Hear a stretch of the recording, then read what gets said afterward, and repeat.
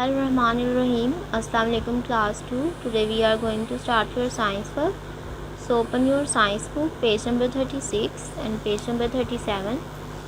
Class आपको याद है कि हम 3 इम्पोर्टेंट थिंग्स के बारे में डिस्कस कर रहे थे which is water, weather and wind. Water के बारे में हमने डिस्कस किया था कि वाटर जो है वो हमारी लाइफ के लिए बहुत ज़्यादा इम्पॉर्टेंट है, हमारी लाइफ का इम्पॉर्टेंट पार्ट है and we can not survive without water. पानी के बगैर हम इंसान जो है वो सर्वाइव नहीं कर सकते, ज़िंदा नहीं रह सकते। और इसके अलावा जो पौधे और जानवर होते हैं वो भी वाटर जो है वो यूज़ करते हैं, उनके लिए भी वाटर उतना ही ज़रूरी है जितना कि ह्यूमंस के लिए।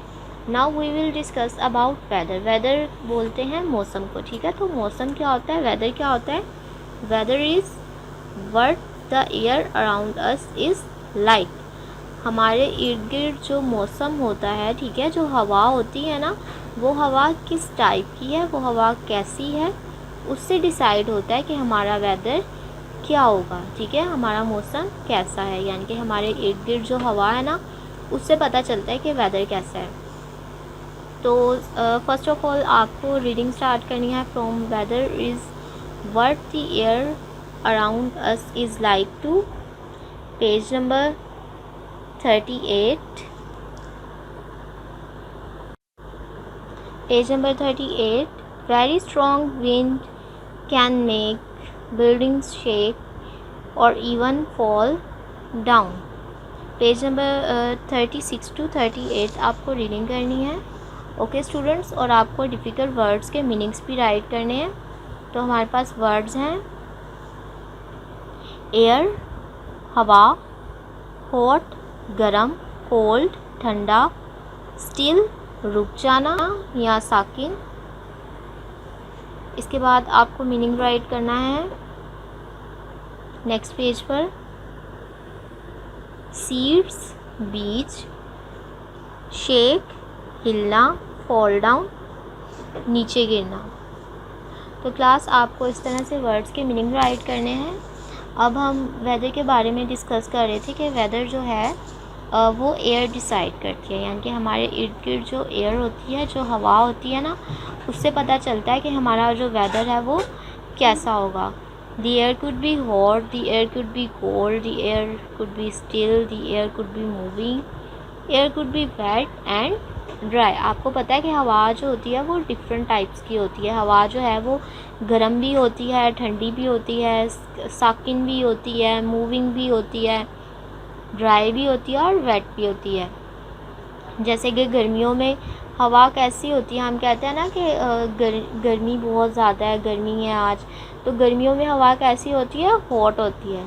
इसी तरह जब सर्दी होती है तो सर्दी में हवा कैसी होती है, कोल्ड होती है। हवा ठंडी होती है ना सर्दियों में। इसी तरह हवा जो है अक्सर गर्मियों के दिनों में हवा जो होती है वो बंद हो जाती है, ठीक है ना, हवा नहीं चल रही होती है और हमें बहुत ज़्यादा गर्मी फील होती है। और कभी ऐसा होता है कि बहुत अच्छी हवा चल रही होती है, that you can fly a kite. जब एयर जो होती है वो मूविंग होती है ना, तो हम काइट्स फ्लाई कर सकते हैं। और हमारे जो फ्लैग्स होते हैं वो भी मूव कर रहे होते हैं एयर के साथ। तो इस तरह से जो एयर होती है वो स्टिल भी होती है और मूविंग भी होती है।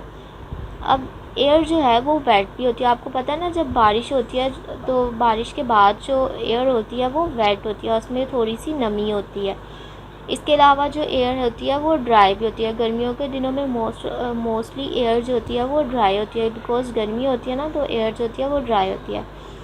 अब आपको पता है कि हमारे मुल्क में कितने सीजन्स होते हैं, 4 सीजन्स होते हैं ना, summer, winter, autumn and spring.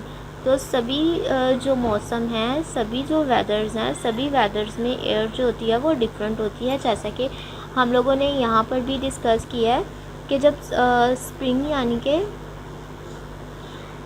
पहाड़ का मौसम होता है तो एयर जो होती है वो मूविंग होती है, ठीक है। जब वेदर जो है वो कोल्ड होता है तो सर्दियों के दिन होते हैं तो विंड जो है वो कोल्ड हो जाती है।